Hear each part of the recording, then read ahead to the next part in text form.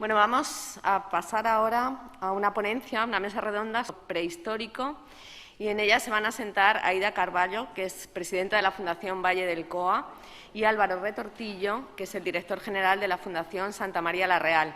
Vamos a dar también algunos apuntes sobre las entidades a las que representan. El Valle del COA, en Portugal, es Patrimonio de la Humanidad desde 1998. Y se dice que es el sitio más importante al aire libre con arte rupestre paleolítico. Se divide en dos ejes fluviales principales, de 30 kilómetros a lo largo del río Coa y de 15 por las márgenes del Duero, y es una inmensa galería a cielo abierto con más de 1000 rocas que tienen identificaciones rupestres. Aida Carvalho es la presidenta del Consejo de Administración de la Fundación del Parque del Coa. Junto a ella está Álvaro Retortillo, que es el director general de Santa María la Real. El origen de esta fundación está en la Asociación de Amigos del Monasterio de Santa María la Real de Aguilar de Campoo. Nació en 1977 para promover la restauración del monasterio, capitaneado por el conocido José María Pérez Peridis, arquitecto, dibujante y escritor. En 2014 se unieron a la Fundación del Patrimonio Histórico de Castilla y León, y de esa integración nació un equipo de profesionales que trabaja para generar desarrollo sostenible y para activar los territorios con proyectos innovadores que están basados en tres ejes principales, que son las personas, el patrimonio y el paisaje. Pues nada, Aida y Álvaro, todo vuestro cuando queráis. Muy bien, muchas gracias. ¿Podéis poner la presentación, por favor? Pues nada, lo primero, encantado de estar aquí, en Alcántara. Lo comentábamos antes ayer en la cena, y esto es el primer sitio donde yo trabajé, fue aquí en Alcántara, porque a pesar de que estoy en Santa María la Real, soy extremeño, soy cacereño, soy de Montehermoso, o sea que soy... Y el primer sitio donde trabajé fue aquí. Ayer justo fui a ver si es la oficina de Liberbank seguía todavía en pie, ¿no? Y sí, sigue bien, ¿no? Y entonces, nada, yo quería contar un poco, porque vamos a contar un poquito las experiencias y luego ya abrimos el debate, ¿no? Yo quería contar un poco cuál es el origen de la Fundación, porque se entienden muchas cosas sobre cómo, a través de unas ruinas, y por eso he empezado con una frase de Miguel de Unamuno, cuando visitó el monasterio de Santa María la Real, dijo: hasta una ruina puede ser una esperanza, ¿no? Cómo donde todo el mundo ve un problema, pues nosotros nos hemos acostumbrado a ver durante estos 45 años soluciones, y en este caso, bueno, pues quería hacer un poco un recorrido, independientemente que luego ya entremos en cuestiones más operativas, ¿no? Pero quería hacer un recorrido un poco por lo que es el origen de la Fundación y cómo, a través de un monasterio que estaba en ruinas, pues se ha generado un eje de desarrollo muy importante en Aguilar de Campoo y en la montaña palentina, y luego muchos otros lugares. Somos una fundación ya pasando el grande, ¿no? Somos ahora mismo casi 300 personas trabajando en la fundación por toda España, en muchos proyectos. No solo trabajamos el tema de turismo cultural, patrimonio, me voy a centrar aquí obviamente hoy, pero bueno, todo nació de aquí, ¿no? ¿Sí? ¿Me he hecho para atrás? Vale, perfecto. Muy bien. Bien, entonces, este pueblo, que si lo conocéis, es un pueblo que está en el norte de Palencia, se llama Aguilar de Campoo. Es más conocido por las galletas, ¿vale? Porque pues ha sido la localidad galletera de España por excelencia. En su día estuvo Fontaneda, y hoy en día sobre todo es conocida por Galletas Gullón, que es la galletera más grande de Europa, ¿no? Es decir, ¿dónde no hay galletas Gullón, ¿no? Pues en este pueblo, que además yo estuve viviendo allí, de hecho, 2 años, al principio cuando estuve en la fundación, hace mucho frío, ¿no? Es la entrada a la montaña palentina. Pues aquí se crió, que ya la he mencionado antes, nuestro anterior presidente, ¿no? Que es José María Pérez Peridis, que es, aparte de dibujante del país y de hacer su viñeta desde hace 40 y pico años, es arquitecto de profesión, ahora es escritor, es tertuliano, ha presentado programas de televisión y es emprendedor social, ¿no? Y él se crió justamente en Aguilar de Campoo, aunque es cántabro de nacimiento, se fue muy pequeñito a Aguilar de Campoo, y además su casa la tenía enfrente de este monasterio, ¿no? Ahí lo veis, como estaba antes, que lo llamaban el convento caído. De hecho, fue el monasterio que visitó Miguel de Unamuno y dijo esa famosa frase de hasta una ruina puede ser una esperanza, ¿no? Es un monasterio premonstratense del siglo XI que se desamortiza, como muchos otros bienes religiosos en España, y a través de que pierde esa categoría de culto, el lugar se va abandonando. Es decir, llega no sé quién, se llevan los capiteles románicos para el Museo de Madrid. La gente llegaba: este mármol me viene bien para mi casa, bueno, me lo llevo. Se fue cayendo, se fue derruyendo, hasta el punto que él siempre, cuando cuenta esto, que lo cuenta 100 veces mejor que yo, dice que había alrededor de este monasterio una cinta y ponía monumento nacional, prohibido el paso, ¿no? Y él dice que este era su juguete. Él vivía muy cerquita, en unas casas que en esta foto no se ven, y empezó a soñar. Empezó a soñar de niño, de ver cómo esto, que estaba en ese estado, como podéis ver, podía ser un elemento de valor para el pueblo. Es decir, todo el mundo ve aquí un monasterio que es una carga, porque hay que vallarlo, que no entre nadie, que se pueda abrir la cabeza, todos los años nos cuesta desescombrar, etcétera, etcétera, a decir, esto puede ser un elemento que genere valor y desarrollo aquí, en el territorio, ¿no? Y empezó a soñar. Y además, esto va a ser no solo un monasterio, sino que aquí va a haber un hotel, y va a haber un instituto, porque en el colegio, en el pueblo no hay, tal. Y empezó a soñar, vale, ¿y cómo se hace esto, no? Es decir, ¿cómo se consigue poner unas ruinas en pie? Bueno, él empezó en el año 77 a mover la Asociación de Amigos del Románico, que llegó a tener más de 500 miembros. De hecho, en un pueblo de 6.000 y pico, como tiene Aguilar de Campos, bastante masa crítica. Y él, bueno, pues al principio con la gente colaborando, escombros, cogían la pala, cogían la carretilla, sacaban las piedras, pero llega un momento en el cual empieza a hacer falta dinero para hacer esto, y empieza a hacer falta profesionalización. ¿Qué hace él al principio? Bueno, pues como estaba ya trabajando en el país, empieza a tirar de influencias y de colegas y dice, bueno, pues que venga Antonio Gala y lea unas poesías y se recaude en unas romerías, que venga el Aute y cante y no sé qué, y al final y empezó a mover mucha gente, pero llega un momento en el cual era imposible, ¿no? Era imposible. Y aquí hablamos al principio de innovación social, ¿no? Hablamos al principio, año 80 y pico ya, el monasterio estaba un poquito mejor, habían quitado escombros, y dice, por un lado, tenemos muchísimo patrimonio en España, sobre todo en zonas rurales, que pueden ser un elemento de valor inmenso para el pueblo. Hay que tener un proyecto, hay que tener visión, hay que soñar, es decir, no es levantarlo por levantarlo.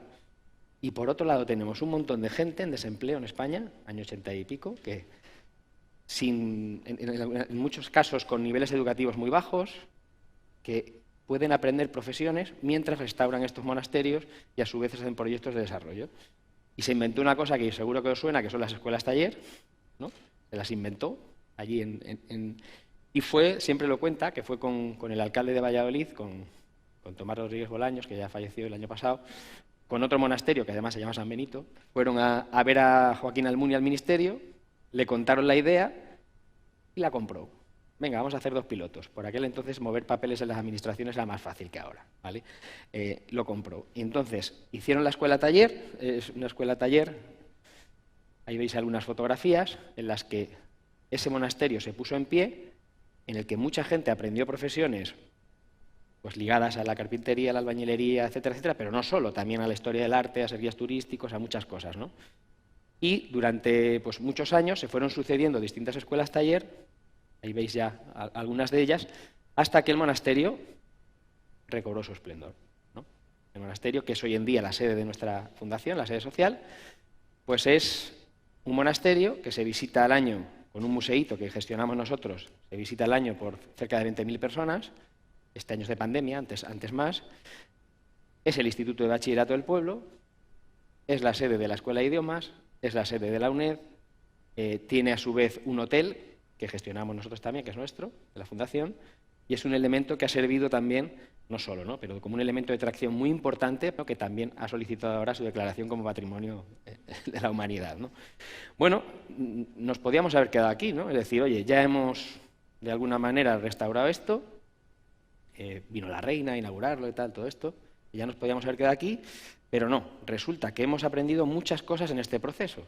Hemos aprendido a restaurar, hemos aprendido a estudiar y a catalogar y a difundir, y todo esto hay que conversiones. No solo que venga gente a ver el monasterio, se cobre una entrada y ya, sino que eso sea una pequeña actividad de muchas otras que se desarrollen alrededor, ¿no? Por eso es importante, ¿no? ¿Qué hay alrededor? Pues mucho románico. Aquí veis algunas de las iglesias más bonitas, ¿no? Por ejemplo, esta Valle Espinoso, que me parece preciosa. Entonces, todo este románico que había alrededor y que estaba en muy malas condiciones, porque eran iglesias pues, que se habían abandonado durante mucho tiempo, había primero, siempre decimos, primero hay que estudiárselo, hay que contarlo y después hay que hacer que otros lo disfruten, ¿no? Era un poco esa secuencia, ¿no? ¿Qué hicimos? Crear un centro de estudios del románico. Es decir, un centro de estudios del románico con académicos historiadores, con personas, digamos, del mundo académico, arqueólogos, etcétera, que han hecho proezas, ¿no? Ese es un poco de la fundación, luego contaré, como la enciclopedia del románico en la península ibérica, ¿no? Es decir, es el mayor testimonio de arte románico de la península ibérica, la estamos concluyendo ahora, estamos haciendo Portugal, de hecho, la parte de Portugal, y quedan unos tomos en Cataluña, y ya la tenemos en digital para quien la quiera también, ¿no? O sea que ahora estamos en un mundo digital, está además gratuita, se llama Románico Digital, ¿no? Pero están todos los principales testimonios de España románicos recogidos, estudiados, las fichas y demás. Y ahí, pues por ahí han pasado 300, 400 personas a lo largo de estos años, ¿no? Trabajando. Muchas de ellas también venían del desempleo, de profesiones que tienen más difícil inserción, ¿no? Esta enciclopedia está desde el Congreso de los Estados Unidos hasta la Biblioteca Nacional China, por poneros un ejemplo, ¿no? Es decir, aparte de muchos otros sitios en España, ¿no? Bien, también hay que hacer divulgación, hay que crear una comunidad de frikis, como decimos nosotros, ¿no? Alrededor del románico, ¿no? Entonces, allí en Aguilar, en el refectorio del monasterio, desde hace ya más de 30 años, todos los veranos, venimos desarrollando cursos monográficos sobre monacato, sobre escritura medieval, sobre muchísimas cuestiones ligadas al arte románico y el arte medieval, a las que vienen pues, algunos de los mejores medievalistas del mundo. Hace poco dábamos la medalla de oro a Herbert Kessler, que es el mayor medievalista, o uno de los 5 mayores medievalistas del mundo, ¿no? Y entonces ahí te sorprendes cómo desde hace 30 años hay gente que va sistemáticamente todos los veranos, porque además no solo esto, se quedan una semana en el hotel, comparten actividades, visitan el entorno, o sea, toda esa cuestión, y se ha creado una comunidad que es que todos los años agotamos las plazas, siempre. De hecho, eso nos ha hecho llevar el modelo a otros lugares, hacemos cursos en Valladolid, hemos hecho cursos en Madrid, hemos hecho cursos en Ávila, estamos exportando también el modelo, ¿no? Es ir añadiendo, al final, alrededor no solo del elemento patrimonial, sino añadir otras cosas, ¿no? O esto, que es una empresa que tenemos, una empresita, que hace maquetas artesanas. Son 2 compañeras que empezaron a hacerlas en la escuela de taller, fijaros hoy en día con la impresión 3D, ¿no? Lo difícil que es competir contra eso, pero que hacen maquetas artesanas al principio de todo el románico y de la zona, lo cual sirvió mucho para tener... Uno va al SEPE, por ejemplo, al Servicio Público de Empleo, y tiene nuestras maquetas puestas allí en la puerta del director general, ¿no? Por ejemplo, está muy bien, ¿no? Pero luego nos empezaban a encargar, pues yo qué sé, hemos hecho hasta la Meca, cosas de todos los sitios, ¿no? Y la gestión hotelera. Es decir, nosotros ahí también vimos que había una posibilidad, que a toda esa gente que venía, que creo que es algo que ya se ha dicho, necesitamos que tengan sitios donde se puedan alojar y sitios que estén en condiciones, y qué mejor que estén en el mismo monasterio, ¿no? Es decir, tenemos ahí, por ejemplo, una posada real y tenemos también otro hotel a 15 kilómetros, ¿no? Es decir, es ir añadiendo, al final, polos de desarrollo alrededor del elemento patrimonial, ¿no? Pero tampoco nos quedamos ahí.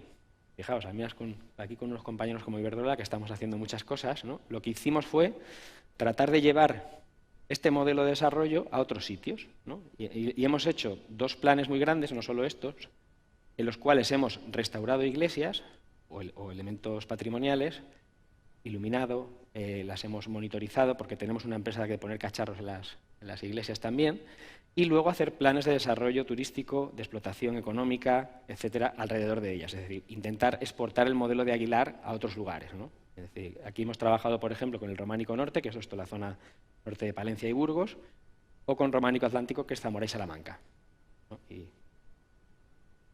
Y también montamos una agencia de viajes. Dice, pues si al final tenemos historiadores y tenemos gente que es de los mayores expertos que hay en estos temas, ¿por qué no? Vamos a organizar viajes, no solo para venir a la montaña palentina, a Aguilar, que también, que todos los años vienen pues muchas personas a verlos, sino de repente pues a visitar otros lugares. Y hemos ido pues, por toda España, hemos estado en Irlanda, hemos estado en Turquía, hemos estado en muchísimos sitios, a pesar de la pandemia. De hecho, no hemos parado, ¿eh? O sea, la agencia de viajes, tanto el año pasado como aún a riesgo de incurrir en muchos costes, no hemos parado, y además también lo bueno es que se ha creado una comunidad de gente que muchas de ellas son aquellas que venían a los cursos a Aguilar de Campoo y que siguen viniendo. Y que además, cuando organizamos viajes, son viajes sostenibles, viajes de autor, pues se apuntan hasta el punto que os doy un dato. El primer año del confinamiento con la pandemia, la gente que había dejado un depósito para hacer un viaje, que además algunos son bastante caros porque son extranjeros y demás, no nos lo pidió nadie, la devolución. Nos dijeron, para cuando se pueda viajar, ahí estaremos. O sea, que es esa creación de comunidad la que es muy, muy importante crear alrededor de un sitio, de una idea, de una filosofía, ¿no? Y bueno, luego, cuando habláis antes de datos y de cosas y demás, pues lo que sí que nos pusimos ya también, porque detectando necesidades, es decir, habíamos restaurado iglesias, sabíamos de turismo cultural, sabemos de patrimonio, bueno, hay que incorporar la tecnología en todo esto, ¿no? Y ahora lo que estamos desarrollando son sistemas que te permiten, por ejemplo, poner sensores a lo largo de un edificio patrimonial y detectar, como cuando uno va al médico, ¿no? Es decir, cuánta humedad, cuánta temperatura, las vibraciones que tiene, si está demasiada gente dentro o no, las corrientes de aire, bueno, en fin, un montón de cosas, hasta certificando por blockchain la seguridad, como con esto del COVID, hasta un proyecto que estamos trabajando desde hace muy recientemente, que va un poco en la línea de lo que comentaba Alexandra antes, es decir, la necesidad de tener datos para poder gestionar el turismo, ¿no? Y ahí estamos trabajando ya con dashboards, como podéis ver ahí, en la que estamos a través de sensórica, a través de redes wifi, a través de redes sociales, monitoreo, a través de muchas fuentes, estamos perfilando, es decir, cuál es el impacto del turismo cultural sobre el lugar, sobre el pueblo o la ciudad, y además qué tipo de personas vienen, de dónde vienen, qué perfil tienen, etcétera, etcétera, ¿no? O sea, otra empresa que hemos creado alrededor de esto, ¿no? O algo de lo que también se hablará después justo, ¿no? Que es el tema de la financiación, los proyectos europeos, la I+D. Nosotros ahora mismo tenemos 15 proyectos de I+D en este campo. Algunos de ellos tan bonitos como Ruritage, que precisamente trata de identificar experiencias exitosas de turismo rural a lo largo de Europa, y no solo Europa, porque va al Líbano, a Sudamérica también, e intentar que otros países las adopten, ¿no? Por ejemplo, aquí algunas se basan en lo que tiene que ver en el peregrinaje, en la comida, en los festivales, migraciones, cada una tiene un tema, por así decirlo, ¿no? O recientemente Textur, que de hecho estamos participando con Valle de Coa ahí también, y con Siega Verde, que es parecido, es generar modelos de turismo sostenible, además implicando a la ciudadanía y a la población de los lugares donde vive, ¿no? Y nada, la Fundación no nos hemos quedado ahí, de hecho empezamos a trabajar en otros campos, como por ejemplo la inclusión social, el empleo. De hecho hay un programa Lanzaderas de Empleo que igual os suena, que por aquí lo hemos desarrollado mucho en Extremadura, que también lo hacemos nosotros desde hace mucho, ya pues, 10 años aproximadamente. Y también tenemos todo un ámbito de mayores, en este caso, pues, zona rural, mayores, para nosotros es muy importante garantizar que tienen las condiciones, y además lo cruzamos todo, porque estamos haciendo proyectos donde mezclamos el patrimonio, la cultura, que vengan los turistas y no sé qué. O sea, y ese es un poco el espíritu de todo esto, ¿no? Al final lo que buscamos siempre, en estos, ya os digo, 45 años de historia, ha sido pues, como dos o tres cosas. Una, innovar, es decir, para nosotros esa máxima de hasta una ruina puede ser una esperanza, y donde unos ven problemas, otros ven soluciones, nosotros siempre tratamos de ver las soluciones, y donde unos ven un monasterio de ruido que no vale para nada, nosotros vemos un activo de valor, donde unos ven personas desempleadas que, bueno, hay que darles un subsidio y que nosotros vemos gente que puede aportar, y esa es la filosofía que nos ha llevado siempre y que nos impulsa. Hasta ahora mismo estamos ya con temas de medio ambiente, control de inundaciones, incendios forestales y cosas de este tipo, ¿no? Y pues una fundación que es un proyecto muy grande, por el que han pasado más de 3.000 personas en estos años trabajando aquí, que estamos ahora mismo ya pues, en varias comunidades autónomas. Y otra cosa importantísima para nosotros ha sido siempre la vocación de colaboración. Es decir, nosotros colaboramos con todo el mundo, nos da igual que sea público o privado, siempre colaboramos. Para nosotros es fundamental porque los problemas sociales son tan complejos, y si hablamos de despoblación, de reto demográfico, de estas cuestiones todavía más, que intentar abordarlos uno a uno o la gente no va a funcionar, ¿no? Así que un poco ese es digamos, el enfoque que tenemos en la Fundación, y espero que haber resumido así de una manera muy breve, ¿no? Así que nada, muchas gracias.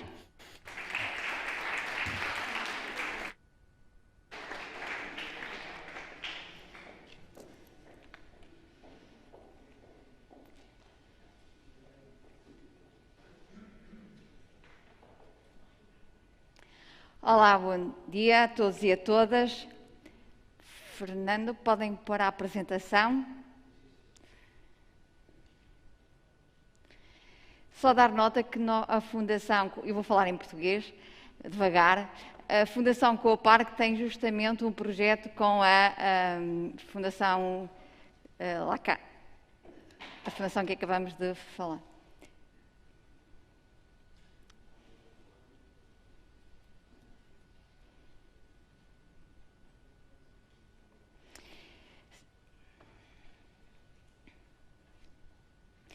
Então, nós posicionamos-nos no touring cultural, no turismo cultural e a partilhar experiências com história. Vou falar um pouco sobre o contexto, só para terem ideia como é que surgiu este projeto.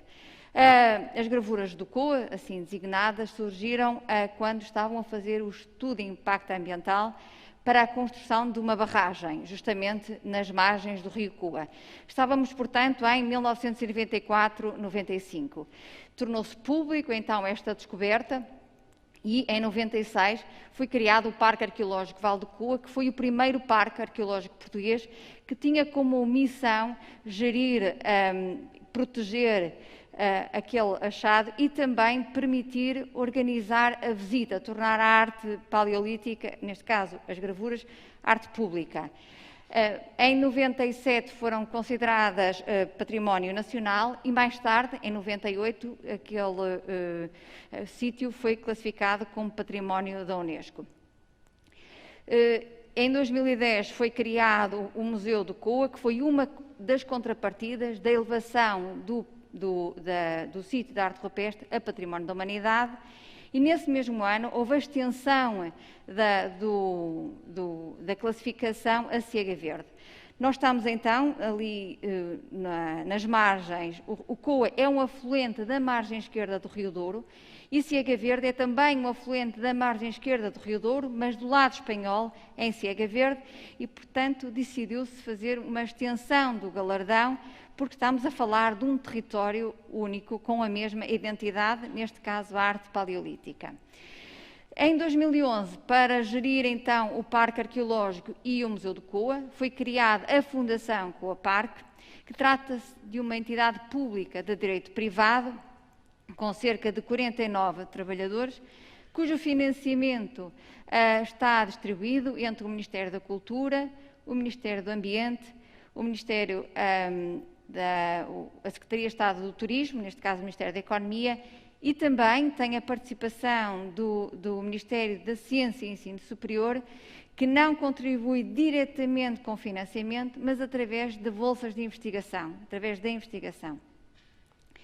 Portanto, temos um orçamento anual de cerca de 2,5 milhões de euros.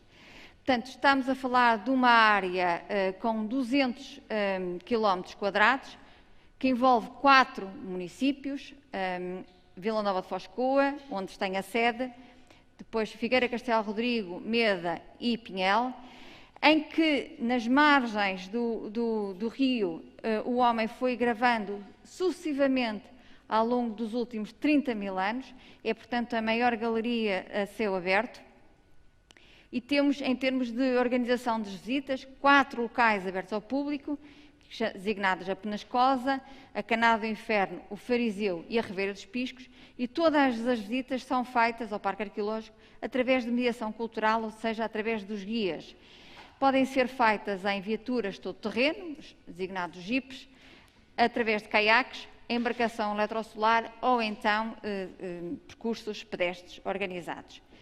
Em 2019, o Museu de Coa integrou a rede de Centros de Ciência Viva, que foi muito importante para reforçar o posicionamento no turismo cultural e científico e na transferência de conhecimento.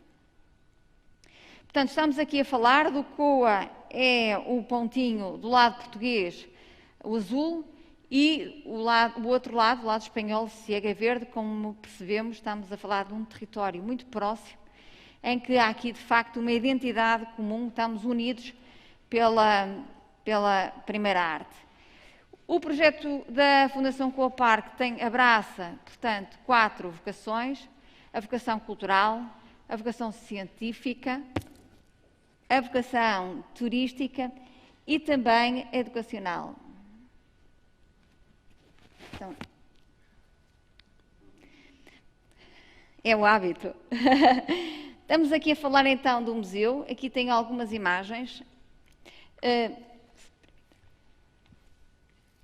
O museu é de facto um ativo muito importante para este projeto.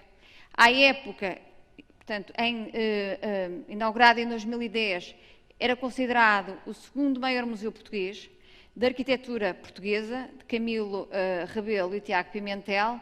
Tem ganho prémios a nível nacional e internacional e integrou a Rede Portuguesa de Museus em 2014 e mais tarde a Rede de Museus do Douro, que também é uma rede regional, mas é muito importante por uma questão de promoção regional.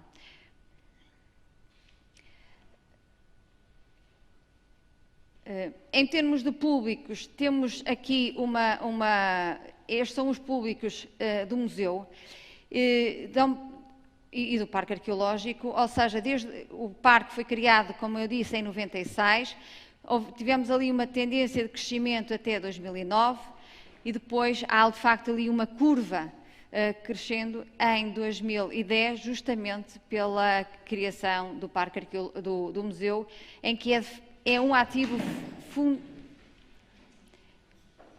fundamental para a promoção deste projeto. Temos aqui isto então divididos. Se a laranja temos os públicos do museu e a azul os públicos do Parque Arqueológico. Dar nota que o Parque Arqueológico, pelas suas características, nomeadamente a questão da conservação, estamos sempre muito atentos à capacidade de carga e, portanto, estamos sempre a falar de números muito mais reduzidos. Não é? O museu tem outras características de visitação e de organização da visita.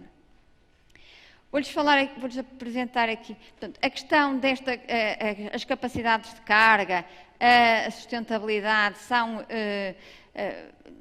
dimensões muito presentes no nosso dia-a-dia. Aliás, todos nós com a pandemia, acrescentamos um outro ângulo ao triângulo da sustentabilidade. Para além da sustentabilidade económica, ambiental e sociocultural, temos as questões naturalmente sanitárias. E todos os nossos projetos estão muito alinhados com os Objetivos de Desenvolvimento Sustentável. Não é? Promovemos o território enquanto valor turístico, sendo que também posicionamos como um museu de território, em que comunicamos para além dos sítios de arte rupestre também o Alto Douro Vinheteiro, que é a chancela também da humanidade, a Reserva da Faia Brava, que é uma área protegida que integra a Rede Natura 2000, a Reserva da Biosfera, também ela classificada pela Unesco, o Geoparque Terras de Cavaleiros, as aldeias históricas, aliás, dentro da área do Parque Arqueológico temos duas aldeias históricas, que é Castelo Rodrigo e Marialva, e todos estes conjuntos, todos estes recursos acabam por potenciar todo este nosso projeto. Então questionam os senhores que gramática, o que é que podemos ver neste território. São sobretudo motivos paleolíticos, em que predominam o auró, que é o antepassado do boi selvagem, a cabra e o cavalo. Estas visitas podem ser feitas, temos no nosso museu 6 salas destinadas à coleção da arte e da arqueologia, arte paleolítica e arqueologia, que a visita pode ser feita através do meeting point, ou seja, com reserva com 3 horários por dia, e também ao território através, como disse, de mediação cultural com visita guiada. Privilegiamos estas atividades que possam aliar o desporto e o conhecimento, nomeadamente as visitas de caiaque, aliás, porque somos um destino vinculado naturalmente ao conhecimento. Temos aqui outras imagens destas paisagens deslumbrantes. Em junho de 2021 adquirimos uma embarcação eletrossolar que vai ao encontro do nosso posicionamento da sustentabilidade, que permite justamente fazer visitas não às gravuras, porque a embarcação não encosta às margens, mas à leitura da paisagem e através desta embarcação eletrossolar. Temos também as visitas noturnas, porque também numa perspectiva de análise da capacidade de carga, temos visitas diurnas e visitas noturnas, diversificando assim a pressão dos horários. A visita noturna tem também a capacidade dos painéis, através da luz rasante, ganharem força. Os animais ganham vida. Temos aqui alguns exemplos. Trabalhamos muito com os operadores e empreendedores locais. Temos, por exemplo, oferecemos uma visita a cavalo. O cavalo, sendo um animal muito representado nos painéis desde o Paleolítico, há de facto aqui uma linguagem e uma afinidade entre o cavalo e, portanto, e agora esta modalidade de visita. No fim deste percurso há uma pequena refeição com produtos locais. Também há um cross-selling com outras instituições culturais, com venda de bilhetes conjuntos, combinados. Por exemplo, temos um com Cega Verde, temos com a Reserva da Faia Brava, estamos também num território em que as quintas e o vinho é de facto um ativo fundamental, e temos um bilhete combinado com uma quinta de Erva Moura. E oferecemos um conjunto alargado de outras atividades, nomeadamente a astronomia do verão, que também temos o privilégio de ter um céu que é possível essa observação. E, além disso, temos um conjunto alargado de outras, uma programação cultural constante, nomeadamente privilegiamos as exposições. As exposições temporárias, que nós sabemos que são catalisadoras de públicos e motivo de revisitação. Apostamos em artistas portugueses e não só de primeira linha, para que possam, de facto, justificar a visita novamente ao nosso museu. Atualmente abriu agora em fevereiro uma exposição justamente do Museu Nacional de Espanha, subordinada ao tema da arte pré-histórica da rocha ao museu, que tem sido um atrativo muito importante e muito relevante nestes dias. Temos também uma programação combinada, articulada com outras instituições culturais, nomeadamente o Museu do Douro e o Museu do Vinho, de Favaios, em que esta programação em rede é através de contratação de artistas, organização de exposições, portanto, música. Temos aqui algumas imagens de algumas exposições temporárias. Vou passando algumas das nossas atividades. Há uma atenção e um cuidado de surpreender quem nos visita e, portanto, há pequenos apontamentos musicais, sobretudo no verão, ou artes performativas, para surpreender e quem visita pela primeira vez, ou então criar a atração de revisitação ao nosso museu. Temos aqui alguns.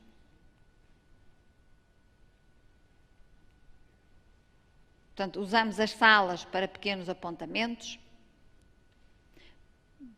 para que não seja uma visita rápida, mas que as pessoas privilegiem o espaço, contemplem o espaço.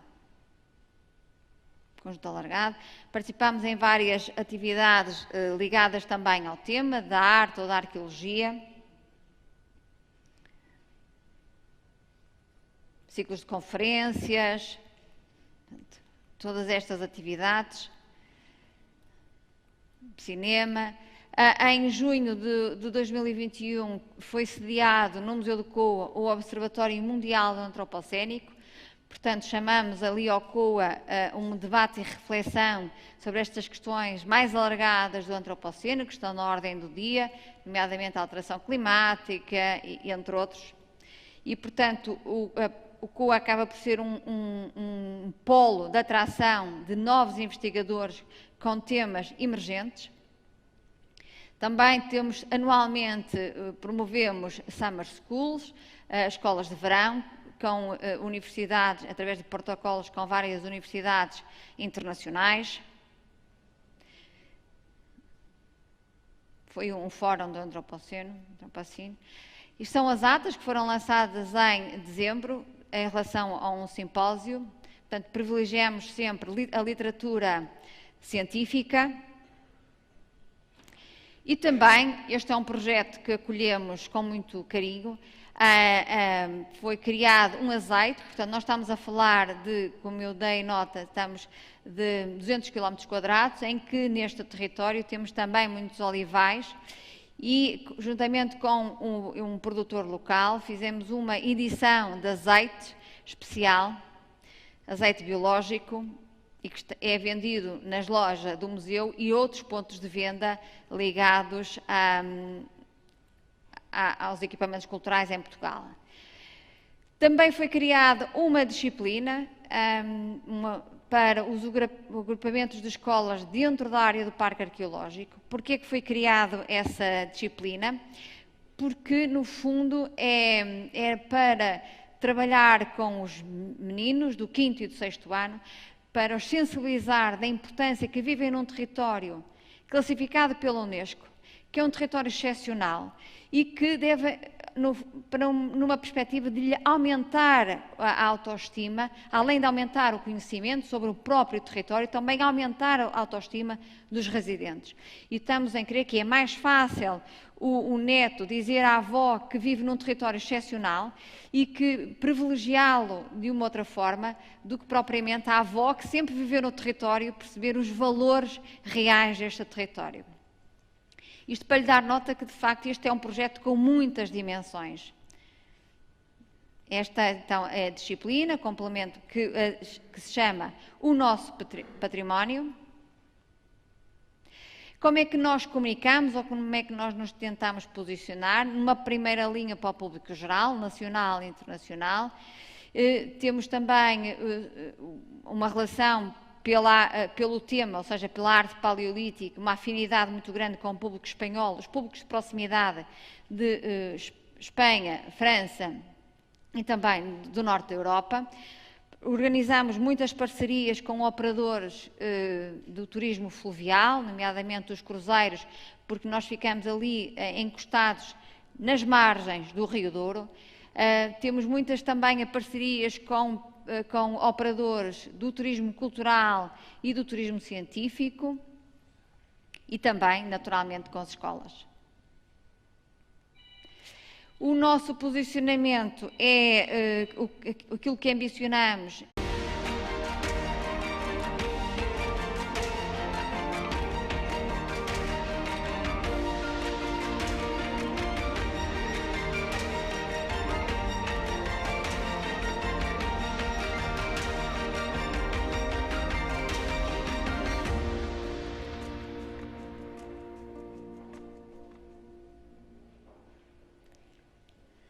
E é neste posicionamento de sentir, da emoção, que nós nos queremos continuar.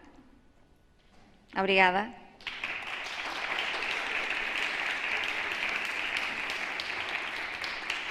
Pues muchísimas gracias. Ahora, Álvaro, ¿nos acompañas? Porque, bueno, esta ponencia tiene un poco el formato de una mesa redonda en la que se habla, se pregunta, incluso se puede llegar a debatir. Entonces, yo quiero recordar a la gente que está siguiendo el foro telemáticamente, pues que puede enviar sus preguntas a la página web foroinnoturtajo.eu a través de la pestaña de preguntas que aparece arriba y animaos porque la verdad es que merece la pena. Tenemos aquí a los representantes de dos fundaciones fantásticas, una de turismo cultural y otra de patrimonio prehistórico, y yo desde luego no perdería la oportunidad. No sé, como siempre, como yo haciendo toda la mañana, voy a romper el hielo yo, por abrir un poco las oportunidades de preguntas. ¿Cómo han contribuido, Álvaro y Aida, vuestras fundaciones a fijar población en el territorio en el que estáis? Bueno, pues en el caso de la Fundación Santa María Real se da una circunstancia muy curiosa, y es que mucha de la gente que ha pasado por Aguilar de campo, yo entre ellos, no éramos de allí. Es decir, no ha sido tanto fijar la población de allí, sí con la residencia, por ejemplo, de personas mayores que tenemos, pero en el ámbito del turismo, el patrimonio y demás, ha contribuido mucho a que venga gente de otros lugares a querer trabajar allí. Es decir, allí hemos tenido en Aguilar gente de Chile, de Alemania, hemos tenido gente de Italia, de toda España, y algunos de ellos se han quedado. Es decir, incluso ha habido gente que ha estado en la fundación pues un tiempo, por proyectos o lo que sea, y después cuando ha terminado no se ha vuelto a su país, sino que se ha quedado en Aguilar y en el entorno, ¿no? Yo creo que al final hizo atractivo el ir a trabajar allí. Yo creo que eso es una manera de contribuir a fijar población, y a día de hoy la fundación tiene en Aguilar pues en torno a 80 y pico trabajadores, o sea que es una población de 6.000 y algo, es un número bastante significativo. Me voy a quedar aquí mejor porque la verdad es que es un poco incómodo, sí. Prefiero quedarme aquí, sí. Bueno, y Aida, no sé si entendiste la pregunta. En el caso de la Fundación del Valle del Coa, ¿el trabajo que realizáis ha servido para fijar población en ese destino? Sim, com certeza. Por um lado, pelo número de postos de trabalho que criou com a própria Fundação, com o Museu e o Parque Arqueológico. Por outro lado, pelo envolvimento que temos com os operadores privados que trabalham também diretamente connosco, por exemplo, através do sistema de visitas. Há operadores privados que também podem organizar visitas ao território. Depois, com o envolvimento dos pequenos agricultores, que através dos seus produtos, nós temos uma loja em que eles podem pôr os seus produtos no nosso ponto de venda. Portanto, há toda uma relação com o entorno, além de com a hotelaria e com toda a restauração. Há um envolvimento com as comunidades. ¿Alguna pregunta entre los asistentes al foro? Sí, Eugenio.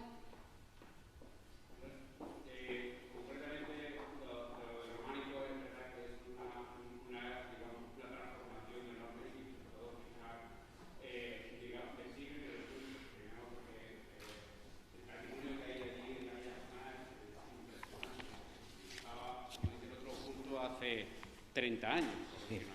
Yo no sabía, mira que sabía lo de Peridis, pero no lo tenía yo referenciado precisamente en ese inicio de proyecto. Y respecto al de Portugal, es que lo conozco perfectamente. Habré visitado vuestro museo 50, 60 veces por lo menos. Por lo menos.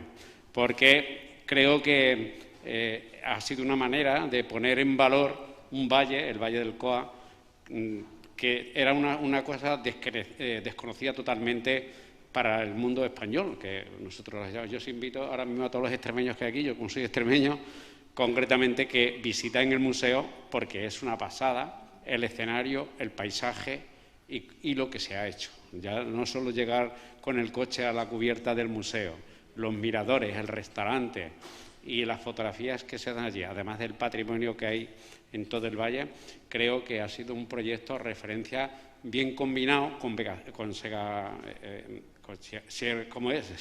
Verde, efectivamente, que está cercano, que también es patrimonio de la humanidad y es la parte un poquito más conectada con España.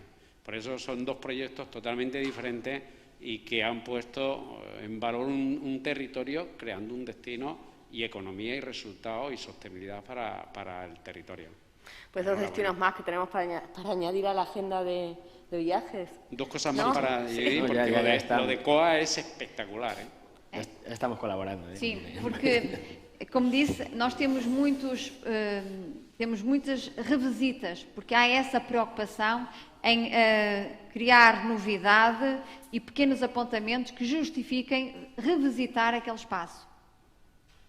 Hay una cosa muy importante, yo creo que debemos tener en cuenta. Si consulta los datos de inversión en patrimonio histórico en España, del año 2008-2018, la evolución de la inversión pública, tanto del Estado como de las administraciones autonómicas como locales, ha caído en un 60%, ¿no? Es decir, esto en lo cual estamos ahora mismo buscando modelos de turismo cultural alternativos, que vayamos más allá de la masificación, del sol y playa, que todo esto que la pandemia nos ha puesto de manifiesto, pues resulta irónico que, por otro lado, estemos dejando de invertir en los bienes que son el principal activo de ese turismo cultural o demás, ¿no? Y la verdad es que no deja de ser más irónico cuando luego hay estudios. Nosotros hicimos uno hace ya 6 o 7 años, lo hicimos un poco a pulmón con nuestros medios, ¿no? Pero de ver cuál es el impacto económico que genera la inversión pública en patrimonio, ¿no? En patrimonio en sentido amplio, material, inmaterial, en todo, ¿no? Y por cada 1.000.000 de euros que se invertía, en general, se creaban al menos entre 18 y 24 puestos de trabajo directos, más otro montón de puestos indirectos, muy por encima de otros sectores que tenemos nosotros visualizados como tractores de la economía, ¿no? Y si encima los llevamos a zonas rurales, pues imagínate. Y esa fue una de las cuestiones por las que creo sinceramente que esto hay que creérselo y que va más allá o sea, hay que diseñar políticas verdaderamente, pues eso, con territorio, como decimos nosotros, ¿no? Que al final, aquí tenemos un claro ejemplo, en el Románico otro, también en Riviera Sacra, es decir, son políticas integrales de territorio donde de verdad se crea que ahí se puede hacer una inversión a muchos niveles y se puede movilizar a la sociedad a muchos niveles para que eso genere desarrollo, ¿no? Y no solo se quede en, bueno, rehabilitamos no sé qué o ponemos un cartel y ala, que lo visite la gente, ¿no? Que es un poco lo que muchas veces sucede. Muy bien, a raíz del COVID y con ese cambio de modelo que ha habido, ¿no?, a la hora de viajar, de plantearse las salidas, también impuesto por las restricciones y limitaciones que ha habido, ¿habéis notado que aumentó el número de visitantes que, en vuestro caso, no forman parte de ese grupo de forofos del Románico, sino que hay gente a lo mejor más que podría haber elegido cualquier otra alternativa, y en el vuestro igual, que hay gente que a lo mejor no es tan fan de lo paleolítico, de lo rupestre? ¿Ha aumentado? Sim, nós aumentamos muito, muito mesmo, porque há naquele destino a sensação, como é ao ar livre, uma sensação de segurança. Então houve uma procura muito significativa. Importante también. Nosotros, la verdad es que sí, hicimos el año pasado, por ejemplo, pues con la agencia de viajes, ¿no? Que al final te dices, pues no puedo realizar viajes al extranjero porque resulta que teníamos una Francia y nos cierra la frontera. Teníamos otros viajes cortos, además pequeños, tienes que reducir el aforo. Y empezamos a cubrir sobre todo las zonas donde más trabajamos nosotros, que son, por supuesto, el Románico, pero también el Duero. El Duero es un destino que trabajamos muchísimo y en el que tenemos muchos proyectos. Y notamos, primero, que los viajes se llenaban, ¿vale? Y luego que la afluencia de gente, que a priori no son esos frikis del Románico a los que yo me hacía referencia, pues empezaba a visitar la montaña palentina, que no es solo románico, que es turismo de aventura, que es naturaleza, que son muchas cosas, ¿no? Y sí que ahí lo que notamos también fue así hablando un poco de innovación y uniendo todo, ¿no? Es decir, cómo podemos, la seguridad que se ha mencionado antes, cómo podíamos garantizar, porque al principio sí que veíamos, por ejemplo, que cuando la gente entraba al monasterio, entraba a los sitios, había como miedo, ¿verdad? ¿No? Imaginaos en el año 2020, justo nos abrieron en mayo, junio, y de repente la gente ponerse a visitar espacios cerrados, tal, ¿no? Y empezamos a hacer experimentos sobre cómo certificar la información con blockchain, con cámaras de seguridad, controlando aforos, o sea, un montón de cosas, y al final, afortunadamente, se fue recuperando solo. Es decir, que la gente volvió, los frikis del Románico volvieron, y a su vez ha supuesto un aumento importante de gente que a priori no ha visitado estos destinos, pero que se ha sentido atraído por otro tipo de turismo, y este año, por ejemplo, sí que hemos notado nosotros en nuestro museo y en los hoteles y demás, que ha subido y que no son solo los frikis del Románico. Sim. E o que nós notamos no nosso território é que, além de nós termos subido aumento da procura, também se verificou muitos empreendedores que abriram pequenas unidades de alojamento, porque houve de facto uma preferência dos turistas pela propriedade horizontal em detrimento da propriedade vertical. Portanto, as grandes unidades hoteleiras tiveram alguma dificuldade, mas pequenas unidades hoteleiras viram a sua procura aumentar justamente porque esta preocupação com a segurança, não é? Muy bien. Una pregunta, Alessandra. Antes comentaba Álvaro que muchas veces para la puesta en valor y hacer rentables, digamos, este tipo de patrimonio arquitectónico no vale con cobrar una entrada y ya está, que hay que buscar otros usos o contenidos que lo mantengan. Además del caso de Aguilar de Campo, ¿en qué otros proyectos que sirvan de ejemplo de la Fundación habéis trabajado que los hagan realmente rentables? Eso por un lado.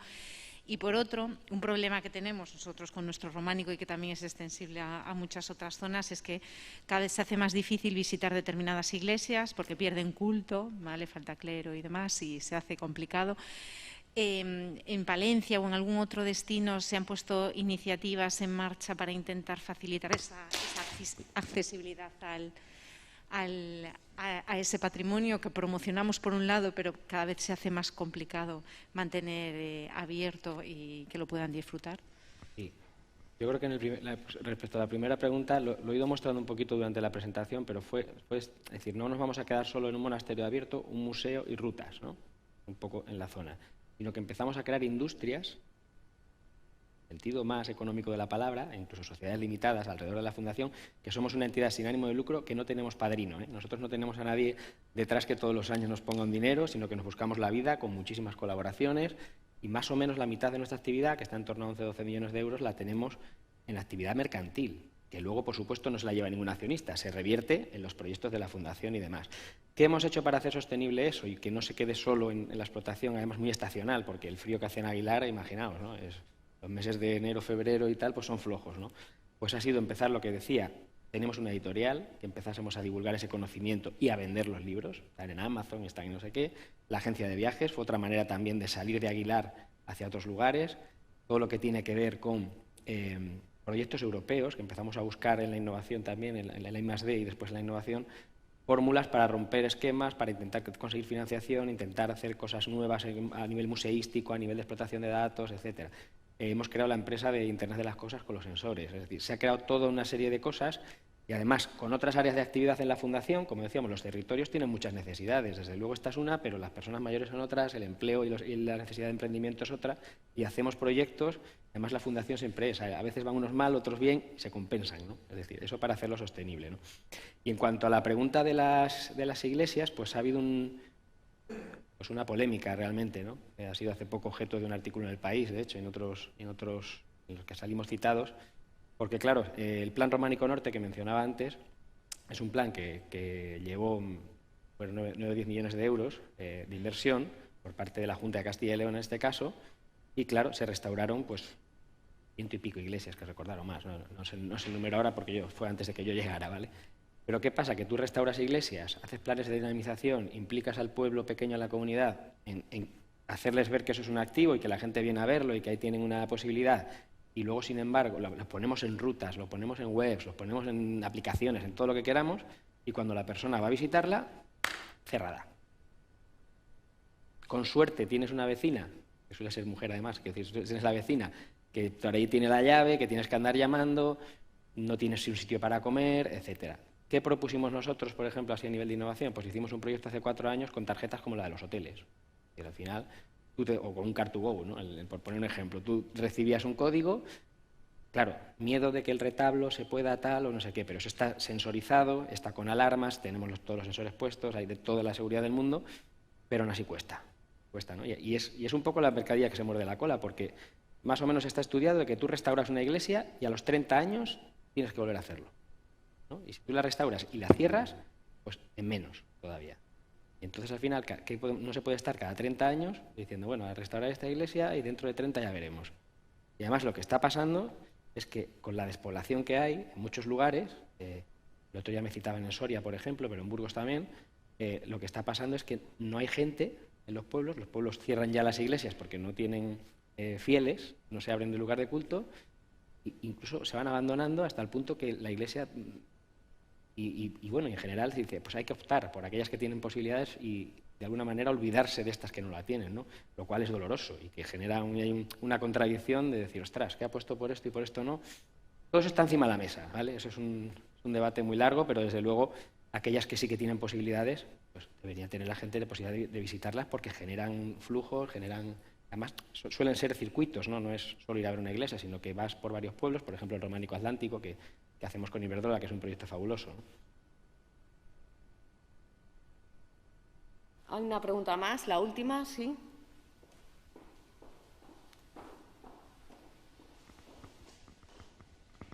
Hola, buenos días. Me ha parecido muy interesante la parte que habéis comentado de la apuesta educativa, ¿no? Dentro del monasterio, sobre todo porque uno de los problemas en todos estos pueblos, ¿no?, es la fuga de la gente joven, que se forma en los institutos y se va de aquí, ¿no? Y mi duda es si habéis conseguido, con esta apuesta por la formación, ¿no?, desde las escuelas, talleres y demás, que esto genere actividad económica en algún sentido, que la gente haya, pues comentabas antes, ¿no?, de la empresa que se ha creado de maquetas. Si en algún sentido esto lo habéis notado, que ha tenido alguna repercusión en el territorio en cuanto a emprendimiento o nuevas ideas. Pues mira, hubo una temporada en la que todas las personas que iban a ser coordinadores de escuela-taller en España, o directores, pasaban por Aguilar, ¿no? Y yo después, por otras razones, cuando he ido, y por supuesto que esta es mi tierra y aquí me la conozco bien, pero cuando he ido por muchos sitios, al final te acaban diciendo, ostras, pues yo estuve en Aguilar y no sé qué, no sé qué, no sé cuánto. Y muchas de esas personas, a lo mejor no tanto allí en el territorio, porque venía gente de toda España, en el territorio también, mucha, pero ha generado luego, pues te los encuentras o en cargos de responsabilidad de las administraciones públicas, o es gente que luego ha montado iniciativas empresariales y demás. Se ha generado un impacto, yo creo que importante, ¿no? Luego se desvirtuó el modelo, hay que ser sinceros. La taller al final la cogía el alcalde del pueblo para hacer la cera o para fiestas, ¿no? Es como decirlo, que no tenía ese concepto de patrimonio, de volver de generar un efecto de valor y demás.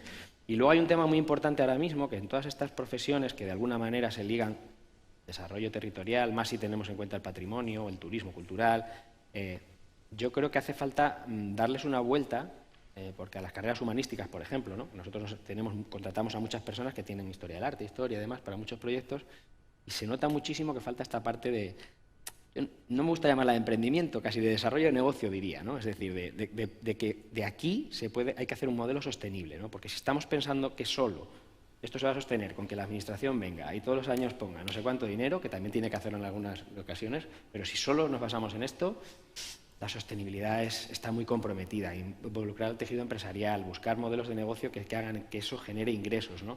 Es decir, nosotros hicimos hasta un centro de emprendimiento e innovación allí en Aguilar, no funcionó muy bien, hay que ser sinceros con todo, ¿vale? Y estamos constantemente, incluso desde la base, con los niños, ¿no? Es decir, trabajando el tema del patrimonio y cómo eso puede ser elemento de valor. Tenemos un concurso muy bonito que se llama Te vas a quedar de piedra y que habla de esto, ¿no? Entonces, yo creo que hay que intentar hacerlo desde la base y no solo desde la parte más artística o arquitectónica de la cuestión, sino desde la parte de desarrollo, de que estos son elementos que pueden hacer lo que tú has dicho, que el día de mañana no te tengas que ir y que te puedas quedar ahí. Las dos personas que tenemos, por ejemplo, por ponerte un ejemplo, las personas que tenemos en el Museo de Guías y que a su vez llevan proyectos europeos, cuando el museo está cerrado y demás, pues son personas de allí que han decidido quedarse porque se hizo esa apuesta, ¿no? Y ha habido muchas más. Muy bien, pues muchas gracias, Aida y Álvaro. Ha sido un placer. Ah, perfecto. Muy bien.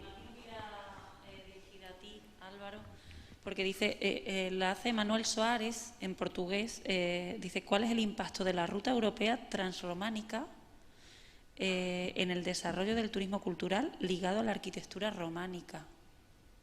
Complicado, no se puede responder no sé si pertenecéis a una ruta europea. Hay distintas rutas, efectivamente, transrománica, porque el románico no solo está en Valencia. Me imagino que se estará refiriendo a esa ruta europea concreta.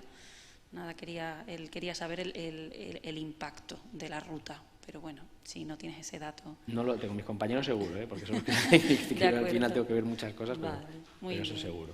Gracias. Muy bien, pues lo he dicho, muchísimas gracias. Muchísimas gracias a vosotros. Un placer. Gracias.